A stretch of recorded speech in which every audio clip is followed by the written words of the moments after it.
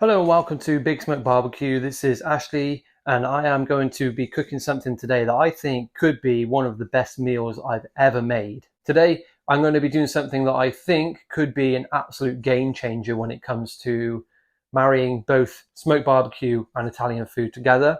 So if you want to see how it turns out at the end, please follow through this video. And if you didn't know already what we're cooking, we are cooking a smoked brisket beef lasagna. So let's get into it.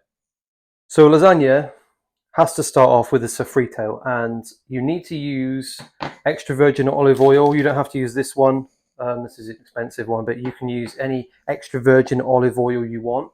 A lasagna has to start off with a sofrito, as I said, which is carrot, celery, and onion. You chop them all up, put them in a pan. You cook them off until they're browned or translucent, the onions, and soften them up so that they are ready to go with the meat. I'm not going to chop these up on camera. One, because I'm not a chef and I don't cut super quick and I don't do fancy cutting and stuff like that. I take ages to cut stuff up. So I'm going to pause it here and I'm going to come back once I've cut everything up and we're going to put it in the pan and go from there. Now, if you saw the ingredients I put out in front of you earlier, you'll see that I put 2 carrots out. I've actually only used half of one of those big carrots. I've used half of a white onion and I've used 2 of these celery sticks, which is now that there. It's kind of equal amounts of each. And then what we're going to do is we're going to put it in our pan. Now, this is a wok. Yes, I know. Hate me in the comments for it, but this cooks really good food. And honestly, a wok this size is great for lasagna. It's no different to using any other pan anyway, but this is the biggest pan that we own. And yeah, so it is what it is, but it's going in there in the pan. And what we're going to do now is open up our olive oil. We're going to put some of the extra virgin olive oil in here, a glug, generous glug in there. And we're going to cook this off now for about 5 minutes. Turn the heat on and I'll be back once it's started to cook. So whilst that's cooking away now, if you can hear me, I'm just going to let that cook for a couple of minutes, and then what we're going to do is we are going to get our brisket and put that in there. So I've just taken that off the heat, and what we've got here is the star of the show, really.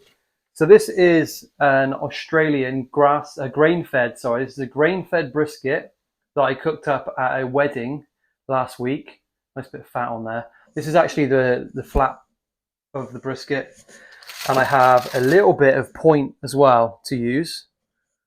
And what we're going to do now is we're going to cut this up into small chunks and then we're going to put it in there. Now, I've not cooked this off enough, but if I was using mince, I would then cook this a little bit further before putting the mince in, because the mince won't take very long to brown and to cook.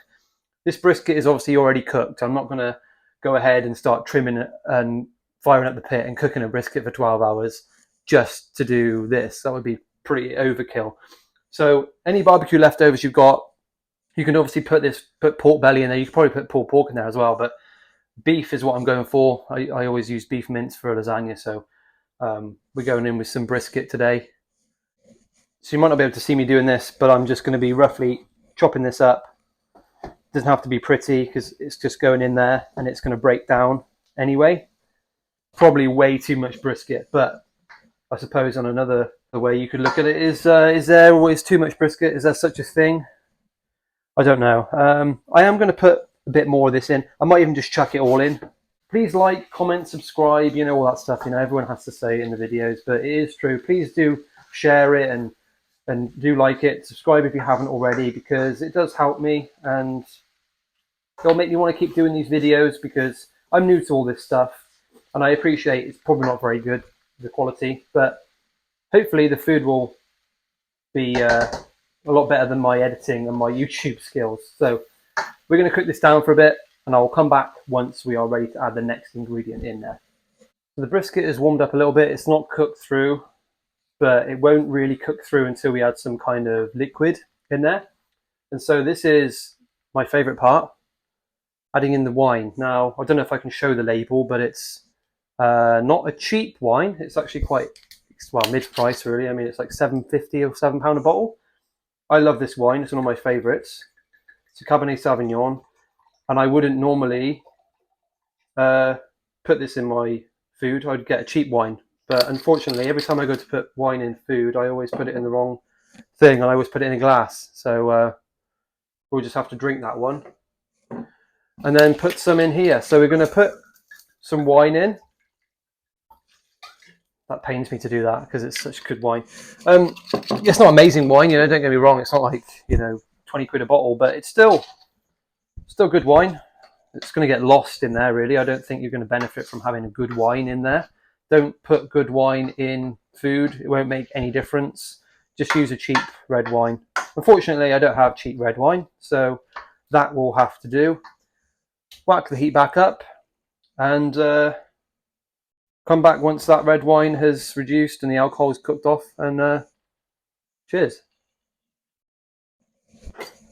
So now we're going to add in some finely chopped tomatoes. I've gone for this brand, never used it before. Mutti Passata finely chopped tomatoes, 100% Italian tomatoes. It was in the expensive section, so hopefully it's worth the difference.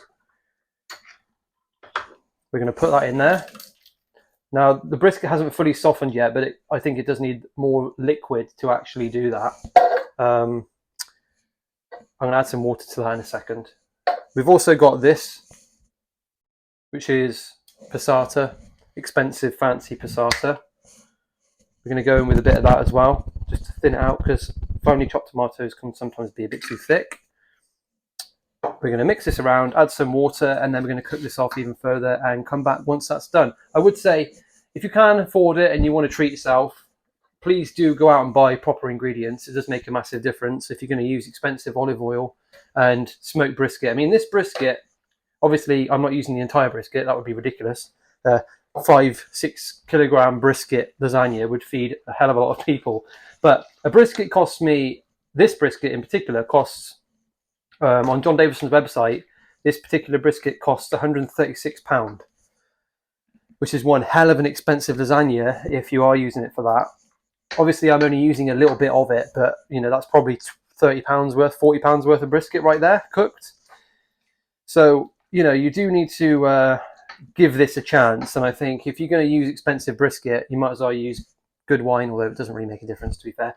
But use expensive or good quality, 100% tomatoes from Italy if you can, and I'm using the same brand, Passata. We're going to let this reduce down now. Like I said, I'm going to put a bit more water in, and I'm going to cook this on a low heat for a long time. And then once it's reduced, I will come back and we will take it from there. So whilst that's cooking, I wanted to take a moment to thank the sponsor for this video, Big Smoke Barbecue, me. I don't have sponsors, I'm not that good, and maybe one day I will get sponsors on YouTube and get people that sponsor in the videos and such, but I won't get that unless you like, comment and subscribe. So please do that, guys. Really helps me out, makes me want to make more videos and go to the effort of doing it all. Whilst this lasagna cooks, please do give me a like, comment and subscribe. And maybe one day I can interrupt you with a proper sponsor to this video. So I will catch you soon. So I'm going to look at this now, see how we're doing. Lift the lid off the wok. Yeah, I know, but it is what it is. I added some more liquid into this to stop it from sticking to the bottom. It shouldn't anyway, because the wok's pretty good for that. I added the rest of that passata as well, just so you know. But I'm going to leave the lid off now, and I'm going to let that cook out, steam to do its job and to thicken. But I mean, look at that. I'm going to leave it uncovered. I'm going to come back in probably another hour, and we should be ready to turn this into a lasagna. So you may notice from here on out the audio is a little bit different, and that's because my family had just got home at that point and it was carnage in the kitchen. So I thought I would just mute this part and record over it at a later date, because it would be a lot better than me trying to navigate the kitchen and record with my child making noises in the background, bless him. So this is a bechamel sauce, butter, milk and flour, salt, pepper and nutmeg. Just mix that together. Very traditional bechamel sauce. It's the base for pretty much any white sauce really that you would use for other dishes. Just thicken it up, make it so it's not so runny, and that will be ready for our lasagna to go in our dish. Now, I was going to make some pasta myself, but I've never done it, to be honest, and I didn't really fancy doing it on this occasion. So I bought the most expensive pre-made pasta sheets I could find, lasagna sheets. I couldn't find any fresh ones. I did look, but just couldn't find them, so those will do. Now, I put some lasagna mix at the bottom of the pan. I've made the mistake of just putting the sheets in before. Doesn't end very well. So just layer in the lasagna here with the sheets and the lasagna mix with the brisket in there and some bechamel sauce at certain points. And then ready for the top once it's all layered in. So there's the top there, spreading out all that bechamel sauce. Now, you can put it in the oven just like that, but I do like to add some cheese on top of there. Now, I'm not adding cheddar or anything weird like that, which some people do in the UK. I'm actually adding proper cheese for this, so it's going to be some Parmesan. It's proper Parmesan in a block as well. Went all out for this, I know. But just grating this on now, ready to go in the oven and cook for a little while until the sheets are done. So yeah, that's going in the oven. About half an hour, I think. Can't quite remember. It's about half an hour, 40 minutes maybe. And we're going to come back there. So here's what we've been waiting for. The money shot, if you like. The lasagna looks absolutely incredible, right? I mean, this was so good. And I can't wait to try it again sometime. So I had every intention of recording my reaction to slicing into and eating that beef brisket lasagna. But I thought it would be better to do a little video afterwards instead, a different time, so I could actually think about how this tasted and do a review in this video instead. I honestly think that I would say this was a 7 out of 10. Now, I know you may be thinking, oh, why was it such a low score? But it was a very good lasagna, don't get me wrong. I really, really loved it. And do you know what? The smoky flavour intertwined with that lasagna flavour that you get anyway was incredible. I really did enjoy it and I would have it again. However, one thing I would say is don't mess with Italian cuisine.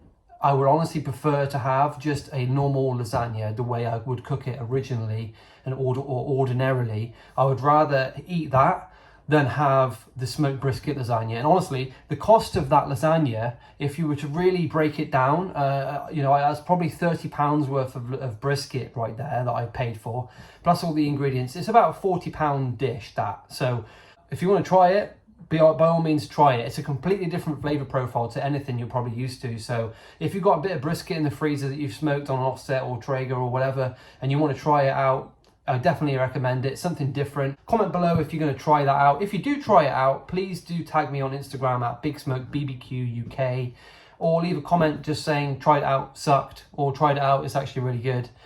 Catch me again soon for another video, hopefully in a couple of weeks time, maybe a month. I'm going to try and do monthly videos. I've got a lot more content ideas, so stay tuned and I will catch you in the next one.